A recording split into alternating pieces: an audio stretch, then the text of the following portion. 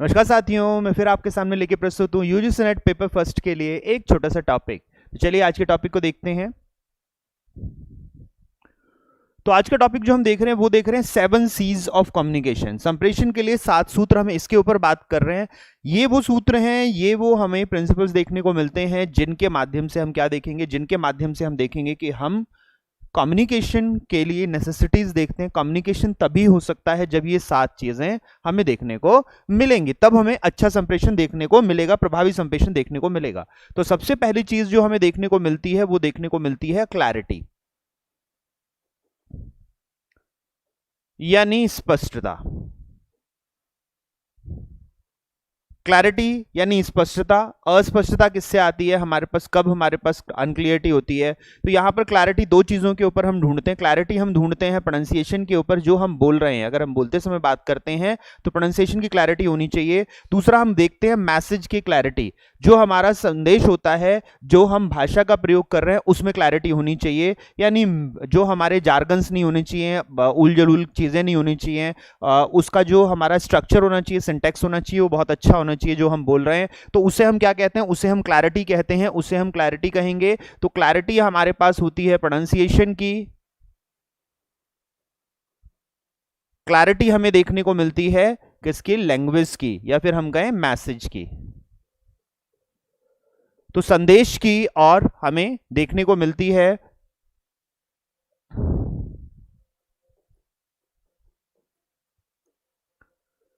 उच्चारण की। हमारी क्लैरिटी होनी चाहिए, तब जाके हम देखेंगे कि ये हमें देखने को मिलता है। फिर हम दूसरा जो देखते हैं वो देखते हैं हम कॉन्साइजनेस,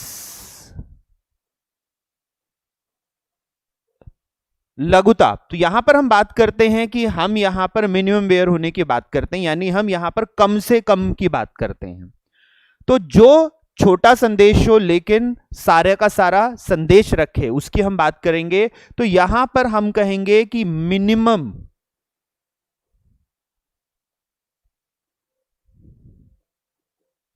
पॉसिबल वर्ड्स की हम बात करते हैं। मिनिमम पॉसिबल वर्ड्स यानी कम से कम शब्दों में हम पूरी बात कह दें। कम से कम शब्दों में जब हम पूरी बात कह देते हैं तो इसे कहा जाता है लघुता, दैट इज द कंसाइजनेस। तो एक तो बात स्पष्ट हो और एक हम बहुत ज्यादा बात ना करें, बार बार बात को घुमाएं ना, इसके ऊपर बात की जाती है, तो इसे हम कहते हैं कंसाइजनेस। तो क्लैरिटी और कंसाइजनेस दो चीज आए। फिर तीसरी हम बात करते हैं कॉन्क्रीटनेस।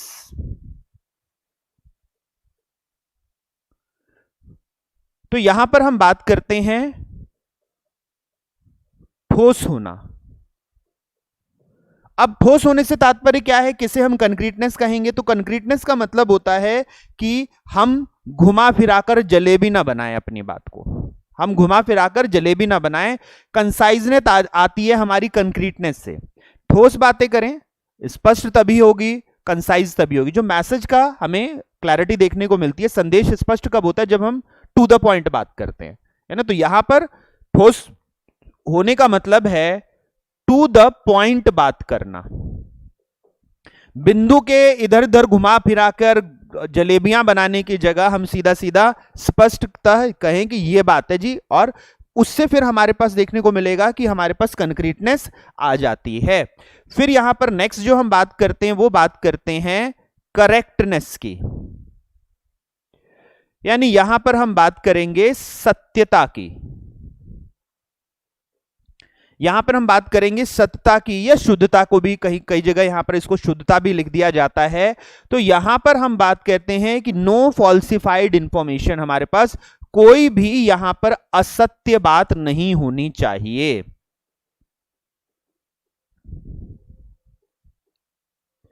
नो फॉल्सिफाइड इंफॉर्मेशन, यानी अगर हम कोई स्टेटमेंट देते हैं, कोई कथन देते हैं तो वो सत्य हो। इसमें अगर हम कोई डाटा देते हैं तो वो डाटा सत्य हमें देखने को मिलना चाहिए। इसमें अगर हम ये बात कहते हैं कि हमारे पास जो जो उसके अंदर बातचीत की गई है उसमें किसी को धोखा देने की प्रवृत्ति ना हो, उसमें किसी को फंसाने की प्रवृत्ति ना हो, तो हम जब इन सब चीजों से बाहर रह के बातचीत करते, कम्युनिकेशन करते हैं, तो that is called the correct communication. इसे हम सत्यता कहते हैं। यहां पर करेक्टनेस हमें देखने को मिलती है। फिर हमें नेक्स्ट देखने को मिलता है इसमें, कोहेरेंस। कोहरेंस, सम्मितता, कोहरेंस, सम्मितता। अब ये कोहरेंस का मतलब क्या होता है हमारे पास? तो कोहरेंस का मतलब होता है कि कम्युनिकेशन ऑलवेज वर्क्स इन और functions in a circle, in a cycle. हमेशा संप्रेषण को हम एक चक्र में देखेंगे। As it is in the cycle, then what we have to do, we will always see that communication will be flowing from to and fro, from sender to receiver, from receiver to sender, from sender to receiver. तो ये जो हमारे पास विक्रमता पाई जाती है, जब भी हम भाषा को देखेंगे, जब भी हम संप्रेषण को देखेंगे, संप्रेषण हमेशा प्रवाह में चलेगा। भेजने वाले से सुनने वाले पर, सुनने वाले से भेजने वाले पे, इन दोनों के बीच में चल रहा होगा। तो कोहेरेंस का मतलब होता है we have to always see the response also and then we have to do the another round of communication। हमें पहले प्रतिक्रिया या फीडबैक को देखना पड़ेगा और फिर हमें अगला राउंड शुरू करना पड़ेगा। तो कोहेरेंस का मतलब ये होता है कि हमें एट द पॉइंट जो होता है डिस्कशन, वो फ्लो में होना चाहिए। हमें इसको क्या कहते हैं, यहां पे हम कहते हैं कि flow of response and feedback, ये कहते हैं हम। तो flow of response and feedback, इसे हम कोहेरेंस कहते हैं। अगर दोनों लोग अलग अलग बात करेंगे तो कम्युनिकेशन स्टैब्लिश नहीं होगी। अगर मैंने आपसे आम पूछा और आप मुझे इमली बता रहे हैं तो ये कम्युनिकेशन स्टैब्लिश नहीं हुई, यानी हम दोनों अलग अलग बात कर रहे हैं। एक आम पे बात कर रहा है, एक इमली पे बात कर रहा है, तो दोनों अपनी अपनी डपली, अपना अपना राग बजा रहे हैं। Both of them are enjoying their own speaking but they are not communicating with each other. तो यहां पर हमें देखने को मिलता है कि ये सम्मितता चाहिए होती है। फिर हम नेक्स्ट जो इसमें देखते हैं, नेक्स्ट हमारे पास क्या आता है, तो नेक्स्ट आता है इसमें कंप्लीटनेस। यहां पे हमें देखने को मिलता है पूर्णता। अब पूर्णता का मतलब क्या होता है? तो the message should not B, जब भी हम बात करेंगे incomplete, the message should not be incomplete, संदेश कभी अधूरा नहीं होना चाहिए। अब संदेश अधूरा होने का मतलब क्या होना चाहिए, क्या है? तो यहां पर whatever you are communicating, it should be complete in it sense. ये अपने आप में एक पूर्ण चीज होनी चाहिए, तभी हम मानेंगे कि संदेश संप्रेषित हुआ और फिर हम उसका फीडबैक की उम्मीद करेंगे, है ना। जैसे मैं अगर आपसे पूछता हूं कि चर्चा कीजिए, तो अब चर्चा कीजिए ये पूरा है, मैंने यहाँ पे आपको विषय ही नहीं दिया किस पे चर्चा करना है। If I am telling that just discuss it, what we have to discuss, से ना what we have to discuss। अब मैं कहूंगा कि अच्छा हमें भारत और जो रूस है उसके हमारे पास बायलैटरल टाइज जो हैं, द्विपक्षीय जो हमारे पास संबंध है, इनके ऊपर चर्चा कीजिए। तो जो बायलैटरल हमारे पास relations between India and Russia, you have to discuss upon it. Now it is a complete communication because I have given the subject and the purpose of the subject, that is you have to discuss upon it. तो जब मैं कोई एक विषय देता हूं उसके ऊपर, फिर उसके विषय के ऊपर करना क्या है आपने ये बताता हूं, तो जाके संदेश पूरा हुआ। तो यहां पर हमें whenever we are seeing the message, it should not be incomplete, it should be complete in its own sense, है ना। यानी मैसेज का हमारे पास पूरा का पूरा जाना चाहिए। तो यहां पे हम कहते हैं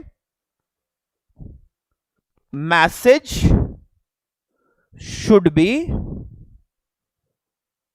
complete in its own sense. हम हमेशा कहेंगे कि संदेश को पूर्ण होना चाहिए, तब हम संप्रेषण की कंप्लीटनेस को देखते हैं। और अगर वहां पर हमारे पास अगर मैसेज में फीडबैक एक्सपेक्टेड है तो फीडबैक आएगा, तब जाकर हमें देखने को मिलेगा कि ये कंप्लीट है। और फिर हम लास्ट देखते हैं, तो हम देखते हैं कर्टसी। कर्टसी हम देखते हैं। कर्टसी का मतलब हमारे पास जो हमेशा जब भी हम संप्रेषण करें तो संप्रेषण कैसा होना चाहिए? संप्रेषण हमेशा हम एक दूसरे के साथ सम्मान पूर्वक बात करें।